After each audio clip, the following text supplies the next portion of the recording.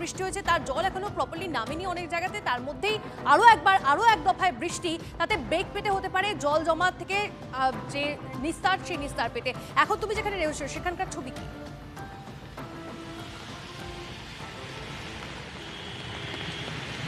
হ্যাঁ দেখো, যেভাবে বৃষ্টি হচ্ছে সেভাবে যদি সারাদিন আজ বৃষ্টি চলে তাহলে কলকাতা শহর কিন্তু ভাসবে।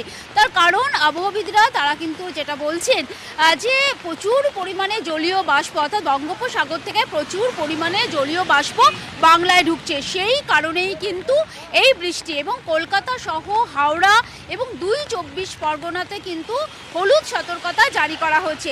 অর্থাৎ হলুদ সতর্কতা মানে ভারী বৃষ্টি কিন্তু আজ কলকাতা, হাওড়া হবে এবং ২ পরগনাতে হবে। পাশাপাশি ৩০ থেকে ৪০ কিলোমিটার বেগে ঝোড়ো হাওয়া বইতে পারে।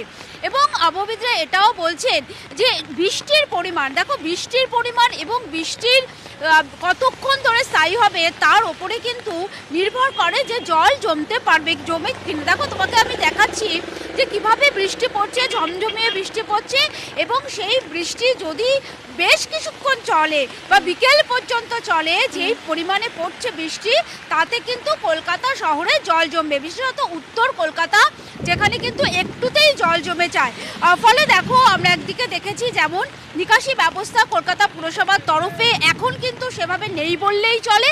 ফলে বৃষ্টি যদি আজ সারাদিন ধরে হয় তাহলে কিন্তু কলকাতার রাস্তাগুলোতে জল জমবে, সেটা একেবারেই পরিষ্কার।